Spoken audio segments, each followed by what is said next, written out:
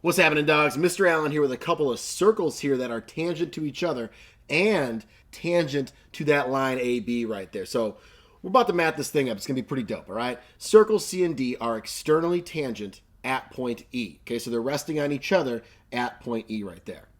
Now, circle C has a radius of 2, so the little guy's 2 inches, and circle D has a radius of 8 inches. The circles are tangent to line AB at points A and B. All right, we want to know what is the length of AB. I started to run out of room, so I had to put it over there in a different color. All right. Well, it seems like we don't have enough information here, but we're going to have to draw some lines, okay? Now, what I would always suggest with circles, if you're going to draw something in, make sure, one, you know something about whatever you just drew in there so it can help you out.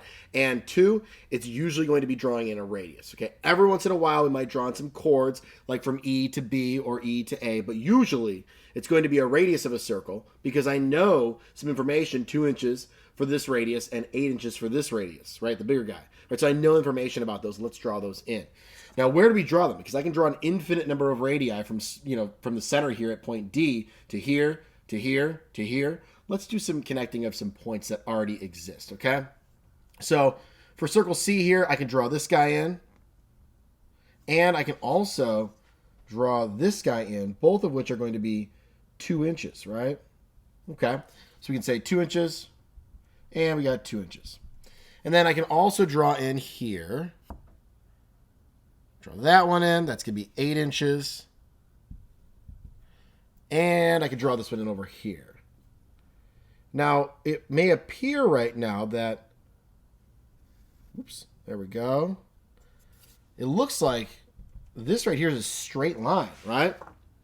And it, in fact, is a straight line. Check this out, okay? This is pretty cool. So, at least I think it's cool. If I were to draw in a tangent right here, maybe I should actually have my marker. If I were to draw in a tangent right here to the circle, it's going to be tangent to both circles here. If you recall, I love when books say that, right? Recall this, and you're like, bro, I can barely remember what we learned today. It would be tangent to this little line right here, right? Now, if a radius is drawn to the line, or the point of tangency rather, if a radius is drawn to the point of tangency, it is perpendicular to that line. And now I have a couple right angles there. What's 90 plus 90? That's 180. So this is, in fact, a straight line. And we can use that, okay? Because that entire length right there, the entire length, I'll draw it maybe out here. Whoop. This entire length, 10 inches. Okay, so how are we going to use that? Well, we're going to draw on another line here, okay? We're going to draw another line. I know it seems crazy. Got even more going on here. This is a tough problem. But once you see it all work out, you're going to be like, oh, that makes sense. That's cool. Okay. What if I were? And I know I said I usually only draw in radii. Okay. At least that's the starting point. I can draw in something else. Okay. Now check this out. Actually, before I draw it in, there's one more thing we can mark. This is a radius drawn to the point of tangency, right? Right angle. This is a radius drawn to the point of tangency, also a right angle. Almost forgot. Okay, now I'm going to draw on that other line.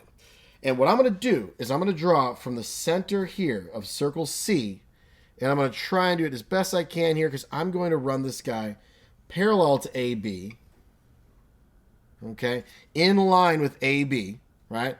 Which if these guys are parallel, and this is a right angle here, this is going to be a right angle here. Well, what shape did I just create down here?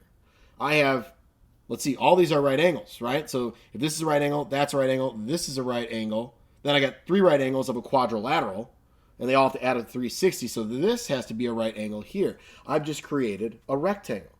What do I know about rectangles? Well, in a rectangle, my opposite sides are congruent. So this guy's 2 inches, which makes just this little part right here 6 inches. 8 minus 2 gives me 6, okay? And here's the other wonderful thing is that this side right here, its opposite side is AB of that rectangle. And I know opposite sides of a rectangle are congruent. So if I can now get this blue line right here, that blue segment, if I can get that length, then I have AB's length because the opposite sides of a rectangle are congruent. Okay, so we drew in a lot of stuff here. Let's backtrack for just a sec, all right? I drew in my radii, and I labeled them with their lengths that were given. I knew that this was going to be a straight line because it's through the point of tangency. We proved that with those right angles, right? All that good stuff. So I could add these together to get a total length of 10. Then we did a little more unconventional stuff, if you will. I drew in another line here that's parallel to this guy, but I did so to create a right triangle. Okay, I can't say that it splits this guy in two, right? It doesn't split it perfectly. I can say that I have a perpendicular, right? I can do a right angle, and I can work with that, which I knew that then this was 2 inches over here, leaving me with 6 inches up here because the total radius was 8, okay? So I can draw things in and make them say right angles, but then I can only use that information when making other, conclusions throughout, right? I could split a segment in half, but then I can only use that. I can't say that it's also a right angle unless I can prove it, okay? So now we've got this right triangle here that, and I'll draw it up over here, how about? I got a right triangle, so we got a lot going on. That's 6 inches right here, right? This is, the hypotenuse is 10 inches. That's a Pythagorean triple, man. That's a Pythagorean triple right there. That is a 3, 4, 5 triangle that's been doubled to 6, 8, and 10. So this is going to be 8 inches right here. And if you didn't see that, oops, forgot my inches, you could have done 6 squared plus b squared equals 10 squared and solved that bad boy. But I know my triples, so I knew that it was 10. And if this is 10, then this right here also has to be 10. Or sorry, 8 inches. Oh my goodness. If that's 8 inches, then this guy also has to be 8 inches. Boom. 8 inches. That's my length of AB. AB equals 8 inches. Woo! Dude, that's a problem right there, man. That is a math problem. That's dope. All right? Externally tangent circles. This is what's referred to as a common external tangent. And with tangency, you get yourself some right angles with those radii. So it's super helpful when, setting up some right triangles or even, in this case, a rectangle as well. So tough problem right there, but hopefully once you see it, you're like, okay, I can see how that works out. But it is tough to get this kind of thing the first time on your own. So hopefully with a little bit of practice, one day you can get one on your own as well. All right. Have a great day, guys.